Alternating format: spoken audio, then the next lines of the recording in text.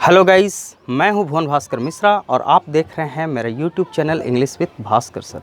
और आज मैं उपस्थित हूं पास्ट टेंस के first branch simple past tense के साथ। बेशक आपने सिंपल पास्ट टेंस से रिलेटेड बहुत सारे वीडियोस देखे होंगे, लेकिन इस वीडियो में मैं आपके साथ कुछ ऐसे रूल्स शेयर करूँगा जो आपने बहुत कम वीडियोज़ में देखे होंगे और जिसकी जानकारी बहुत कम स्टूडेंट्स को होती है।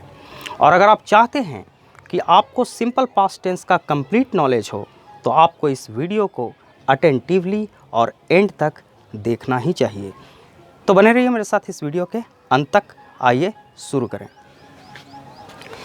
Past tense first branch simple past. सबसे जो फर्स्ट क्वेश्चन है वो ये है कि सिंपल पास्ट टेंस के सेंटेंस से क्या पता चलता है।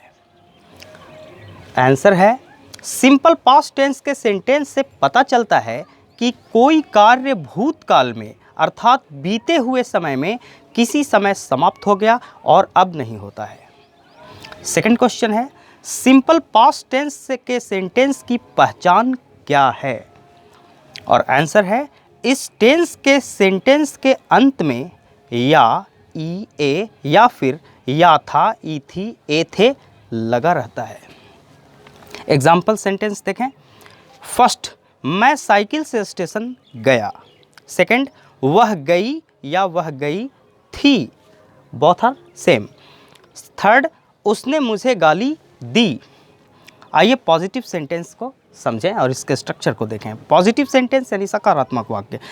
सब्जेक्ट, इसका स्ट्रक्चर है सब्जेक्ट प्लस V2 यानी वर्ब का second form plus object plus other words यानी OW। आगे जो अदर वर्ड्स के लिए हम शब्द लिखेंगे वो OW लिखेंगे। आइए इन तीनों सेंटेंसेस को बारी बारी से ट्रांसलेट करें। फर्स्ट, मैं साइकिल से स्टेशन गया। आई साइकिल्ड टू द स्टेशन। यहाँ जो साइकिल है वो वर्ब है और ये अपने सेकंड फॉर्म यानी पास्ट टेंस फॉर्म में है। I cycled to the station. मैं पैदल स्टेशन गया। I walked to the station और I went to the station on foot. इस तरीके से वह गई या वह गई थी, सी वेंट। यहाँ देखें गो, वेंट, गॉन। यहाँ जो गो का सेकंड फॉर्म यानी पास्ट टेंस फॉर्म इस्तेमाल हो रहा है। उसने मुझे गाली दी, ही अब्यूज्ड मी। आइए नेगेटिव सेंटेंस को देखें, नकारात्मक वाक्य। इसका जो स्ट्रक्चर है वह है सब्जेक्ट प्लस डिड नॉट। हर जगह डिड नॉट लगेगा, चाहे सब्जेक्ट किसी भी प्रकार का हो। और वर्ब का फर्स्ट फॉर्म यानी प्रेजेंट टेंस फॉर्म का इस्तेमाल होगा।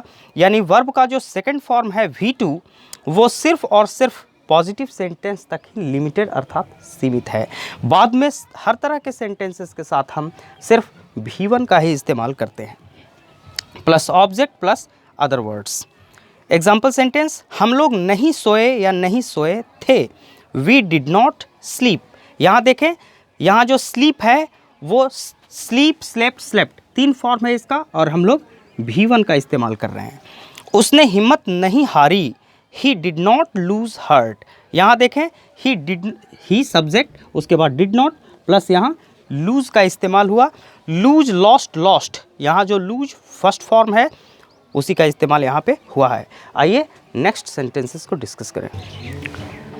इंटेरोगेटिव सेंटेंस यानी प्रश्नवाचक वाक्य। इसका स्ट्रक्चर देखें। सबसे पहले हेल्पिंग वर्ब का इस्तेमाल होगा डिड का और सब्जेक्ट उसके बाद आएगा।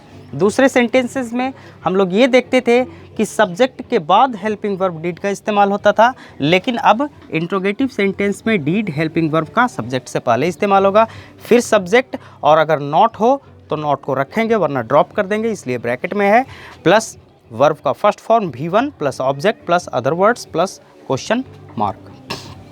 एग्जाम्पल सेंटेंस देखें। क्या तुम नहीं खाए, डिड यू नॉट ईट। यहाँ देख रहे हैं यू जो सब्जेक्ट है उसके ठीक पहले डिड का इस्तेमाल हुआ है और नॉट का इस्तेमाल सब्जेक्ट यू के ठीक बाद हुआ है प्लस वर्ब 1 का, उसके बाद क्वेश्चन मार्क। क्या तुम समय पर आए, did you come in time. अब आइए देखते हैं special sentences with a structure, कुछ खास प्रकार के वाक्यों को उसके स्ट्रक्चर के साथ। जो ए टाइप सेंटेंस है वो ये है, सिंपल पास्ट टेंस में समय सूचक तक का प्रयोग होता है। तक जो एक शब्द है वो समय सूचक शब्द का इस्तेमाल होता है। और तक से अगर पीरियड ऑफ टाइम का बोध हो तो फॉर का इस्तेमाल होगा, और अगर तक से पॉइंट ऑफ टाइम का बोध हो तो टिल या अंटिल का यूज़ होगा। अब पीरियड ऑफ टाइम और पॉइंट ऑफ टाइम क्या होता है ये जानने के लिए मेरे द्वारा एक और वीडियो अपलोड किया गया है पास्ट ये प्रेजेंट परफेक्ट प्रोग्रेसिव का, आप उसे देख सकते हैं। एग्जाम्पल सेंटेंस देखें, वह 2 दिनों तक दिल्ली में ठहरा। ही stayed in Delhi for 2 days। यहाँ 2 दिनों तक पीरियड ऑफ टाइम के लिए फॉर आया। वह 12 फरवरी तक दिल्ली में ठहरा। ही stayed in Delhi till 12th February। यहाँ देखिए पॉइंट ऑफ टाइम 12 फरवरी है, इसलिए टिल का इस्तेमाल हुआ। He stayed in Delhi till 12th February. आइए नेक्स्ट सेंटेंसेस को डिस्कस करें। B type sentence, B type sentence को देखें। रेगुलर हैबिट इन पास्ट यानी भूतकाल का लगातार अभ्यास। भूतकाल के लगातार अभ्यास को दिखलाने के लिए भी सिंपल पास्ट टेंस का इस्तेमाल होता है, और इससे पता चलता है कि सब्जेक्ट यानी कर्ता को कोई खास काम करने की आदत थी। और इसका स्ट्रक्चर होता है subject plus used two plus V1 plus other words. यहाँ सब्जेक्ट के तुरंत बाद यूज्ड टू का इस्तेमाल होगा और प्लस V1 का यानी वर्ब के प्रेजेंट टेंस फॉर्म का इस्तेमाल होगा, और बाद में अदर वर्ड्स जो आएंगे उसको। एग्जाम्पल सेंटेंस देखें, वह कहा या बोला करती थी। सी यूज्ड टू से, कुछ करना नहीं है, सब्जेक्ट को लाया सी, उसके बाद यूज्ड टू प्लस V1। हमेशा ही यूज्ड टू के बाद वर्ब का फर्स्ट फॉर्म इस्तेमाल होगा। वे लोग धूम्रपान किया करते थे। दे यूज्ड टू स्मोक, यहाँ स्मोक एक वर्ब है। नेगेटिव सेंटेंस देखें, वह नहीं कहा करती थी। अब इस सेंटेंस को हम लोग कैसे ट्रांसलेट करेंगे? सी यूज्ड नॉट टू से, यूज्ड और टू के बीच में नॉट शब्द का इस्तेमाल होगा। सी यूज्ड नॉट टू से, हम यूज्ड और नॉट को एक साथ जोड़ के यूज्डंट भी बना सकते हैं। सी यूज्डंट टू से। और फिर इस तरीके से सी डिड नॉट यूज टू से, डिड नॉट यूज का भी इस्तेमाल होगा। सी डिड नॉट यूज टू से। इंट्रोगेटिव सेंटेंस देखें, क्या वह कहा करती थी?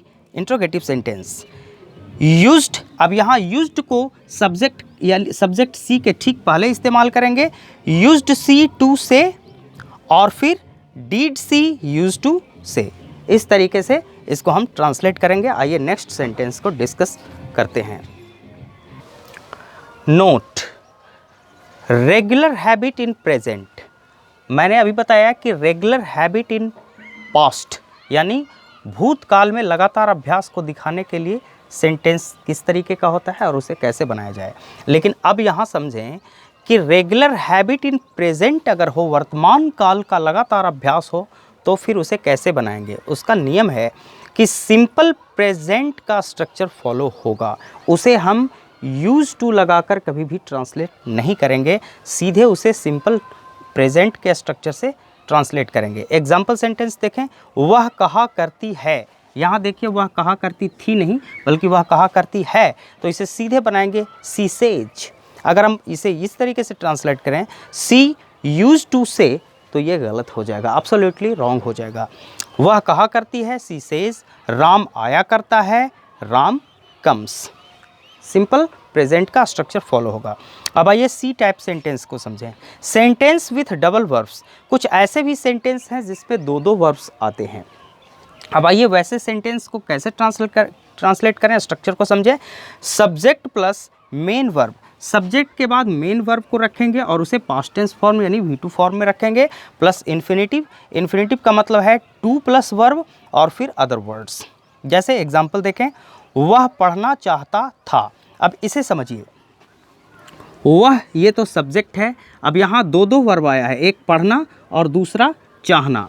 अगर इस सेंटेंस को हम ऐसे बनाएं, वह चाहता था, वह चाहता था, तो ये सेंटेंस बिल्कुल कंप्लीट हो गया, ही वांटेड। लेकिन अगर हम कहें कि वह पढ़ना था, तो सेंटेंस अटपटा लगने लगा। जाहिर सी बात है कि चाहना मेन वर्ब है और पढ़ना का ट्रांसलेशन जो होगा वो टू प्लस वर्ब से होगा यानी इन्फिनेटिव से होगा। He wanted to read. अब सेकंड सेंटेंस को देखें, उसने रेस जीतने की कोशिश की। अब यहाँ पे भी दो वर्ब है, एक है जीतना और दूसरा है कोशिश करना।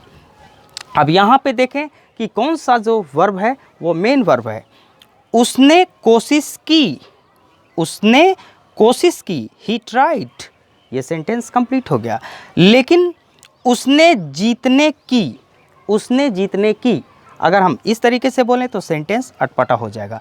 जाहिर सी बात है कि कोशिश करना मेन वर्ब है और जीतना हमेशा ही इन्फिनेटिव से ट्रांसलेट होगा, यानी टू प्लस वर्ब से ट्रांसलेट होगा। उसने जीतने की कोशिश की, he tried to win the race, he tried to win the race. यहाँ टू विन जो है वो इन्फिनेटिव है। तो अब तक आप लोग इसे समझ गए होंगे। तो आज के लिए बस इतना ही। ये वीडियो आपको कैसा लगा कमेंट करके ज़रूर बताइएगा, और अगर ये वीडियो आपकी ज़रूरतों पे खरा उतरा हो और अगर आपको ये वीडियो अच्छा लगा हो तो आप इसे लाइक ज़रूर करेंगे, और अगर आपने अब तक मेरे इस चैनल को सब्सक्राइब नहीं किया है तो इसे अभी सब्सक्राइब करें, ताकि आपको आगे भी इसी तरीके का इम्पोर्टेंट वीडियोस मिलता रहे, और बेल आइकन ज़रूर प्रेस कर दें ताकि मेरे हर नए वीडियोस का नोटिफिकेशन आपको तुरंत मिल सके। साथ ही साथ इस वीडियो को ज़्यादा से ज़्यादा शेयर करें ताकि दूसरे स्टूडेंट्स भी इसका लाभ उठा सकें। मेरे साथ इस वीडियो में अंत तक बने रहने के लिए आपका बहुत बहुत धन्यवाद।